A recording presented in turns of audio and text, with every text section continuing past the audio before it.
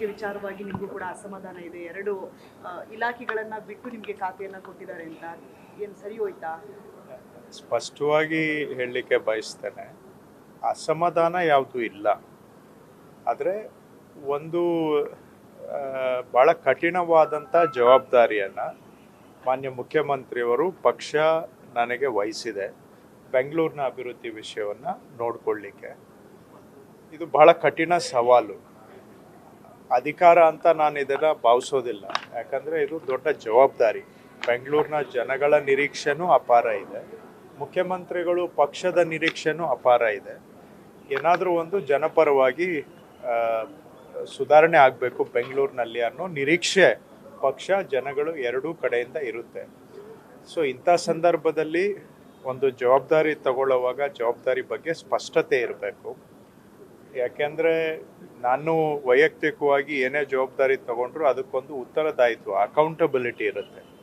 ಏನು ಅಕೌಂಟಬಿಲಿಟಿ? ಪಕ್ಷ ಆಗಲಿ ಜನ ಆಗಲಿ ಏನು ನಿರೀಕ್ಷೆ ಇಟ್ಕೊಂಡಿದ್ದಾರೆ ಅದನ್ನು ಫಲಿತಾಂಶ ರಿಸಲ್ಟ್ ರೂಪದಲ್ಲಿ ನಾವು ಕೊಡಬೇಕಾಗತ್ತೆ. ಸೊ ಕೊಡಬೇಕು ಅಂತ ಹೇಳಿದರೆ ಜವಾಬ್ದಾರಿಯಲ್ಲೂ ಸ್ಪಷ್ಟತೆ ಇರಬೇಕು.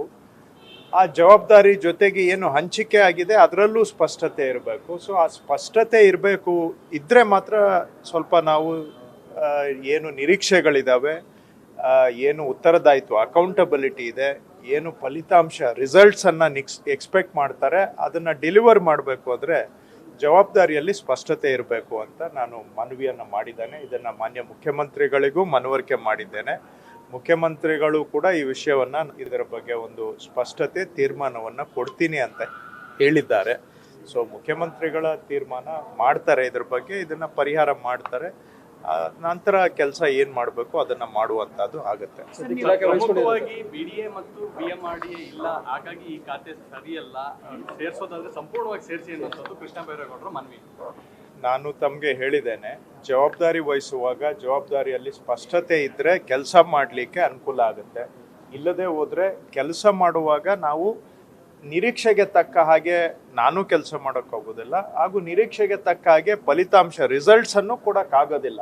ಸೊ ಹಾಗಾಗಿ ಆ ಜವಾಬ್ದಾರಿಯಲ್ಲಿ ಸ್ಪಷ್ಟತೆಯನ್ನು ಕೋರಿದ್ದೇನೆ. ಮುಖ್ಯಮಂತ್ರಿಗಳು ಕೂಡ ಇದ್ರ ಬಗ್ಗೆ ನಾನು ಮಾತಾಡಿ ಒಂದು ತೀರ್ಮಾನ ಕೊಡ್ತೀನಿ ಅಂತ ಹೇಳಿದ್ದಾರೆ. ಸೊ ಮುಖ್ಯಮಂತ್ರಿಗಳ ತೀರ್ಮಾನ ನೋಡಿಕೊಂಡು ಮುಂದಿನ ಕೆಲಸವನ್ನು ಶೀಘ್ರವಾಗಿ ಅವರು ಇವತ್ತು ದೆಹಲಿಯಲ್ಲಿ ಕೂಡ ಸಾಕಷ್ಟು ನಾನು ಅವ್ರ ಜೊತೆಗೆ ಒಂದೆರಡು ಸಭೆ ನಾನು ಅಟೆಂಡ್ ಮಾಡಿದ್ದೆ. ದೆಹಲಿಯಲ್ಲೂ ಕೂಡ ಸತತ ಸಭೆಗಳನ್ನು ಅವರು ಇಟ್ಕೊಂಡಿದ್ರು. ಇವತ್ತು ಎಲ್ಲ ಜಿಲ್ಲಾಧಿಕಾರಿಗಳು CEO SP ಗಳ ಜೊತೆಗೆ ಇಟ್ಕೊಂಡಿದ್ದಾರೆ. ಇದು ಸ್ವಲ್ಪ ಈ ಜವಾಬ್ದಾರಿ ನಿರ್ವಹಣೆ ಜೊತೆಗೆ ತೀರ್ಮಾನ ಮಾಡ್ತೀನಿ ಅಂತ ಹೇಳಿದ್ದಾರೆ. ಸೊ ಖಂಡಿತವಾಗಿ ಮುಖ್ಯಮಂತ್ರಿಗಳು ಏನು ತೀರ್ಮಾನ ಮಾಡ್ತಾರೆ ಅದ್ರ ಮುಂದೆ